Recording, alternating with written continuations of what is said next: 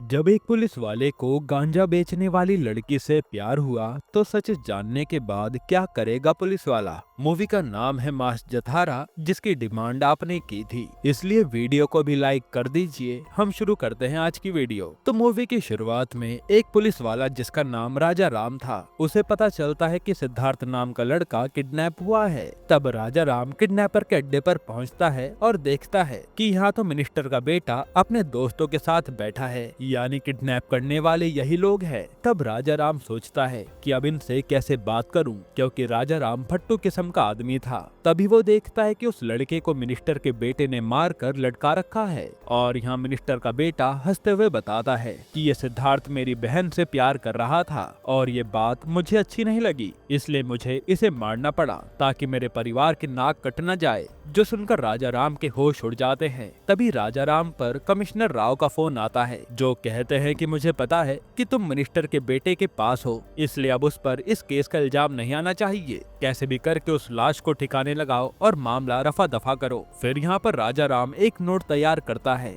जिसमें लिखा था कि सिद्धार्थ आत्महत्या कर रहा है ताकि ये केस आसानी से खत्म हो जाए, और फिर वो लाश को रेलवे ट्रैक पर फिकवा देता है। फिर जब कमिश्नर राजा राम पर दोबारा से कॉल करते हैं कि तुमने काम कर दिया ना, तो राजा राम कहता है कि सर काम हो गया, मैंने लाश रेलवे ट्रैक पर फेंक दी है, अब मामला सुलझ जाएगा। ये सुनकर तो कमिश्नर राजा राम को गाली देने लगते हैं कि तूने केस सॉल्व करने की जगह उसे और बढ़ा दिया है। कमिश्नर कहते हैं कि लाश को रेलवे ट्रैक पर रखकर बहुत बड़ी गलती कर दी, क्योंकि जो वहाँ का रेलवे एसआई है ना, वह बहुत ही सनकी ऑफिसर है जो किसी की नहीं सुनता, और अब लाश रेलवे ट्रैक पर मिलने से ये मामला उसके अंडर आ जाएगा, जिसके कारण वो ये केस सॉल्व करने लगेगा और हम सब पर उंगली उठेगी। इसलिए कमिश्नर राजा राम से कहते हैं कि जल्दी जाओ वहाँ से लाश ठिकाने लगाओ। फिर हम देखते हैं कि लाश मिलने वाली खबर रेलवे एसआई लक्ष्मण को मिल जाती है, तो वह आकर लाश की जांच करने लगता है, और यहाँ साफ पता चल रहा था कि कुछ गड़बड़ है। तभी यहाँ राजा राम आता है और कहता है कि तुम इस लेटर पर साइन कर दो,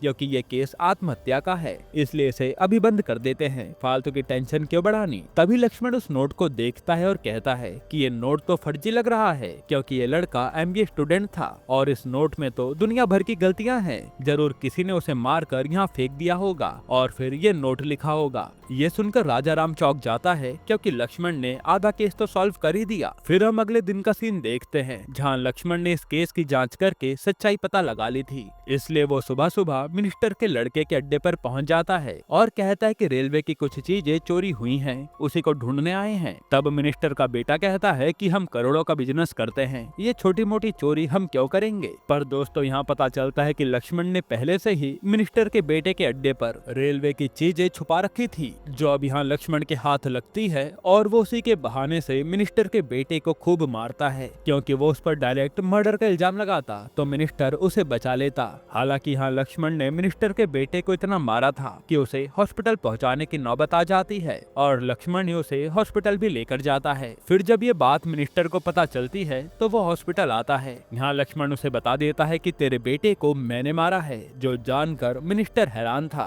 फिर यहाँ लक्ष्मण मिनिस्टर को धमकाता है और फिर चला जाता है। उसके बाद हम देखते हैं कि लक्ष्मण आज अपने दादाजी के साथ एक लड़की देखने आया था। असल में उसके मम्मी पापा बहुत पहले ही भगवान को प्यारे हो गए थे, जिसके बाद उसके दादाजी ने ही उसे पाला था। तब यहाँ लक्ष्मण लड़की को देखते ही पसंद कर लेता है, जिसका नाम स्वाति था, और लड़की भी इस शादी के लिए हाँ कह देती है। असल में लक्ष्मण को अब बस शादी करने की जल्दी थी, क्योंकि बेचारा काफी समय से कुंवारा घूम रहा है, और इससे पहले लक्ष्मण के कई रिश्ते ऐसे ही टूट चुके हैं। अब ये क्यों, वो लक्ष्मण को भी पता नहीं चला। खैर फिर जब ये दोनों घर आते हैं तो वह अपने दादाजी के साथ बैठकर ड्रिंक कर रहा होता है। तभी थोड़ी देर बाद दादाजी लड़की के पापा को कॉल करके बता देते हैं कि उनका पोता तो शराबी है, लड़कियां घुमाता है, और कई बार तो अय्याशी करता हुआ पकड़ा गया है। तब ये सुनकर तो लड़की वाले हैरान थे, जिसके थोड़ी देर बाद स्वाति लक्ष्मण को कॉल करके शादी के लिए मना कर देती है, जो जानकर लक्ष्मण के होश उड़ जाते हैं कि ये रिश्ता भी टूट गया। फिर आज ये बात लक्ष्मण को पता चल जाती है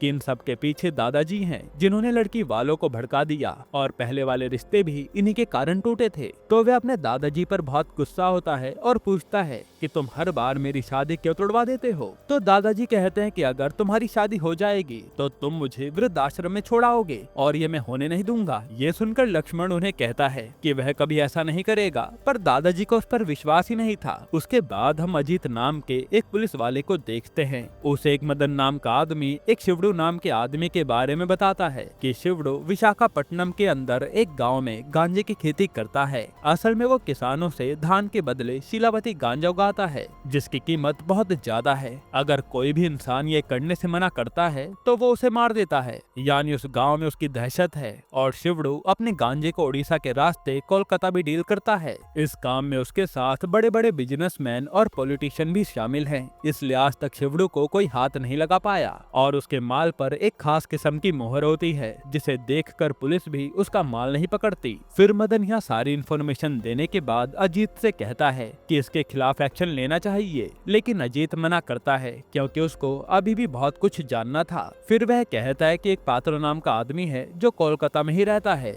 मुझे शक है कि शिवड़ू का उसी से कोई कनेक्शन होगा। इसके बाद हम शिवड़ू के एरिया का सीन देखते हैं। एक जगह पर एक ऑफिसर ने उसके माल को पकड़ लिया था, तो शिवड़ू खुद पुलिस स्टेशन आता है और वह अपने साथ सांप लाया था, इसलिए वह गुस्से में उस पुलिस वाले को सांप से कटवा देता है, जिससे पुलिस वाले की तड़प तड़प कर मौत हो जाती है। ये देखकर साफ था कि शिवड़ू एक सनकी आदमी है, इसलिए तो सब उससे डरते हैं। फिर हम लक्ष्मण को देखते हैं, जिसका ट्रांसफर आज उसी गाँव में होता है जहाँ शिवड़ू का आतंक था। फिर जब ये बात वो अपने दादाजी को बताता है तो वह बहुत खुश हो जाते हैं, क्योंकि उस गांव से उनका घर काफी नजदीक था। पर लक्ष्मण कहता है कि मैं वहां अकेले ही जाऊंगा, आप मेरे साथ मत चलिए, क्योंकि वहां अच्छे अस्पताल नहीं है और खतरा भी बहुत ज्यादा है। इसलिए वह उन्हें आज वृद्ध आश्रम में भेजने की सोचता है। इससे उसके दादाजी बहुत नाराज हो जाते हैं कि मुझे लगा ही था कि तुम मुझे वृद्ध आश्रम भेज देगा। पर लक्ष्मण उनकी बात नहीं सुनता और दादाजी को वृद्ध आश्रम में भेज देता है, जिसके बाद वो अकेला ही उस गांव के लिए निकल जाता है। फिर वहां पहुंचकर वो देखता है कि रेलवे स्टेशन की हालत तो बहुत ही खराब है, यहाँ तक कि स्टेशन पर भैंस बकरी बंधी हुई थी। इसलिए वह कांस्टेबल सुबू से कहता है कि तुम जल्दी से यहाँ की सफाई करवाओ, क्योंकि किसी भी रेलवे स्टेशन की हालत इतनी बदतर नहीं होनी चाहिए। तभी अचानक उसकी नजर कुछ लोगों पर पड़ती है जो स्टेशन पर ही गांजा पी रहे थे। तब उन्हें रोकने के लिए लक्ष्मण उनके पास आता है और पूछता है कि पब्लिक प्लेस पर तुम गांजा क्यों पी रहे हो। साथ ही वो पूछता है कि तुम लोगों को गांजा कहां से मिला, लेकिन वो लोग तो लक्ष्मण से ही बदतमीजी से बात कर रहे थे, जिस पर लक्ष्मण को गुस्सा आता है और वो उन्हें खूब मारता है। साथ ही वो उन्हें पकड़कर पुलिस स्टेशन ले जाता है। फिर लक्ष्मण यहाँ के इंस्पेक्टर गोपाल से बताता है कि ये लोग पब्लिक प्लेस में गांजा पी रहे थे, इनको बंद करो और गांजा बेचने वालों को भी पकड़ो। तब गोपाल उनको बंद करने की बजाय लक्ष्मण को ही डांट देता है कि तुम अपने काम पर ध्यान दो, फालतू के मैटर में मत पड़ो। जो सुनकर लक्ष्मण समझ जाता है कि ये पुलिस वाला किसी काम का नहीं है, इसलिए वह चुपचाप चला आता है। उसके बाद रात को सोते समय एक और अजीब सी घटना होती है। असल में कुछ लोग शिकार कर रहे थे, तो गोलियों की आवाज सुनकर लक्ष्मण सुबू के साथ जंगल की तरफ जाता है और वह देखता है कि उन्होंने एक मोर को मारा था। फिर जब वह इस बारे में उन लोगों को डांटता है तो वो लोग कहते हैं कि ये तो उनका रोज का काम है, इसमें कौन सी बड़ी बात है। तब ये देखकर लक्ष्मण उन लोगों को लेकर एक फॉरेस्ट ऑफिसर के पास जाता है, तो वहाँ पता चलता है कि फॉरेस्ट ऑफिसर ने ही उन्हें ये सब करने को कहा था, यानी सभी अपनी मनमानी कर रहे थे और साथ में वहाँ इंस्पेक्टर गोपाल भी मौजूद था। तब यहाँ ये दोनों ऑफिसर मिलकर लक्ष्मण को धमकाते हैं कि तुम अपने काम से काम रखो। तब ये देखकर लक्ष्मण चुपचाप चला जाता है। जिसके बाद लक्ष्मण आज स्टेशन पर बैठा था, तभी वही लोग उसे चिढ़ाने आ जाते हैं और लक्ष्मण सोचने लगता है कि वो इन लोगों को मजा कैसे चखाए। तभी उसे याद आता है और वो कहता है कि चलो अपना टिकट दिखाओ। अब इन लोगों के पास टिकट तो था नहीं, इसलिए लक्ष्मण इन लोगों को दौड़ा दौड़ा कर मारता है। तभी उसे एक लड़की दिखती है जिसका नाम था तुलसी और वो एक टीचर थी। तब लक्ष्मण तुलसी से बात करने लगता है। इसके बाद हम शिवड़ू को देखते हैं जिसने एक लड़की को जंजीर से बांधा था।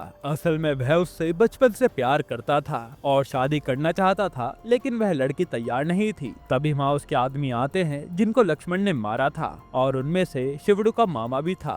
ये देखकर शिवड़ू भड़क जाता है कि किस पुलिस वाले ने मेरे आदमियों को मारा, वो भी सिर्फ एक टिकट के लिए। इधर हम देखते हैं कि लक्ष्मण तुलसी के पीछे पागल हो गया था, क्योंकि उसे लग रहा था कि तुलसी उसकी होने वाली बीवी है। असल में लक्ष्मण को तुलसी से प्यार हो गया था। फिर हम देखते हैं कि शिवड़ू को कोई आदमी बताता है कि तुम्हारे आदमियों में एक पुलिस वाला है। जो सुनते शिवड़ू समझ जाता है कि वो मदन ही होगा। ये देख मदन वहाँ से भागने लगता है और वो पुलिस स्टेशन की ओर आ रहा था। तभी वह कॉल करके अजीत को बताता है तो अजीत उसे पुलिस स्टेशन की ओर न जाकर रेलवे स्टेशन की ओर जाने को कहता है, क्योंकि वो जानता था कि अब केवल लक्ष्मण ही उसे बचा सकता है। फिर मदन भागते भागते रेलवे स्टेशन पहुंचता है, जहां पर पहले से ही लक्ष्मण मौजूद था। तब लक्ष्मण समझ जाता है कि उसे शिवड़ू के गुंडों का क्या करना है, इसलिए वह उन्हें खूब मारता है। इतने में वहां पर पुलिस वाला गोपाल भी आता है तो लक्ष्मण गोपाल पर ही भड़क जाता है कि तुम कैसे पुलिस वाले हो, पर गोपाल को इससे जरा भी फर्क नहीं पड़ता। इसके बाद हम देखते हैं कि लक्ष्मण को पता चलता है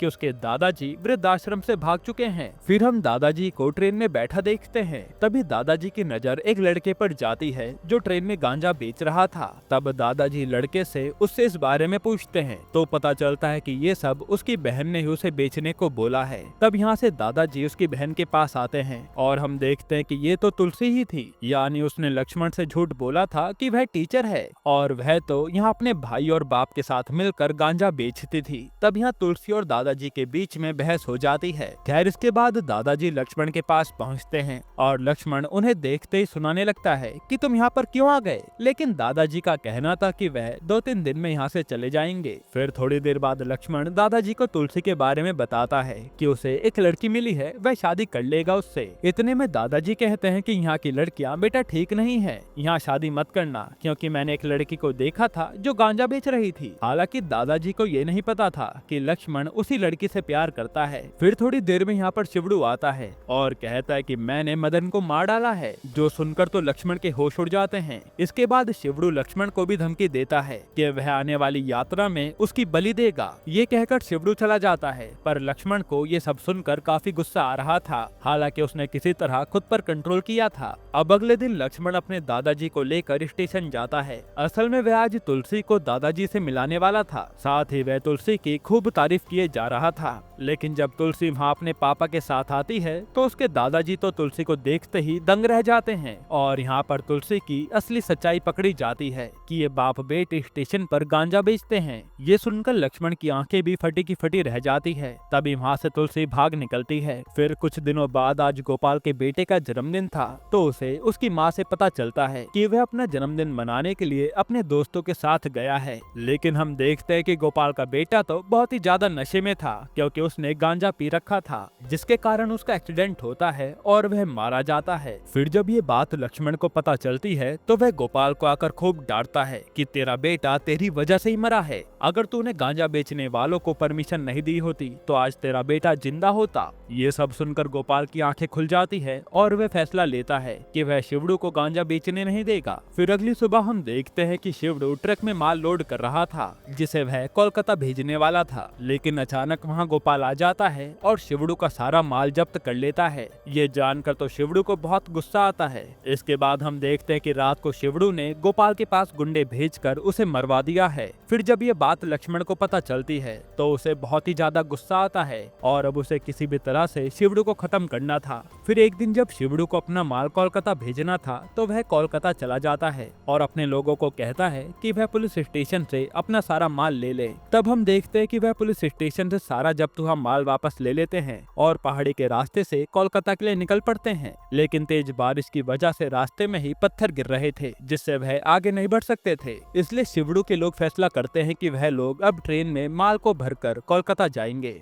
फिर जब वह माल गाड़ी में अपना सारा माल लोड करके ले जा रहे थे तो इस गांव के स्टेशन पर लक्ष्मण उस गाड़ी को रोक देता है, जिसके चलते उनका सारा माल पकड़ लिया जाता है और लक्ष्मण उन्हें इसी जुर्म में खूब मारता है। वहीं अब ये मामला रेलवे जोन में आ चुका था, इसलिए इस पर लक्ष्मण एक्शन ले सकता था। इसलिए वह शिवड़ू को धमकाता भी है कि वह अब उसे छोड़ेगा नहीं, जिस पर शिवड़ू उसे काफी सारे पैसे देने की बात करता है, लेकिन लक्ष्मण नहीं मानता। उसके बाद शिवड़ू एसपी को कॉल करके उसे बताता है कि उसे हर हाल में उसका माल वापस चाहिए। इस पर एसपी का कहना था कि तुम चिंता मत करो, रेलवे के अंडर में जितना माल पकड़ा जाता है वह बाद में पुलिस के पास ही आता है। तो उस माल को लाने के लिए एसपी राजा राम को भेजता है, जिसका वहाँ जल्दी ट्रांसफर हुआ था। फिर हम देखते हैं कि वहीं राजा राम पहले ही लक्ष्मण से मिल चुका था। तो जब उसे पता चलता है कि माल लक्ष्मण ने ही पकड़ा है तो वह समझ जाता है कि अब उसे कुछ और दिमाग चलाना होगा, क्योंकि लक्ष्मण इतनी आसानी से उसके जाल में नहीं आएगा। फिर लक्ष्मण के आते ही राजा राम उससे कहता है कि तुम इस फाइल पर पर साइन कर दो और जो माल जब्त किया है वो मुझे दे दो। लेकिन यहाँ लक्ष्मण उससे इनकार कर देता है। उसका कहना था कि उसने कोई माल नहीं पकड़ा।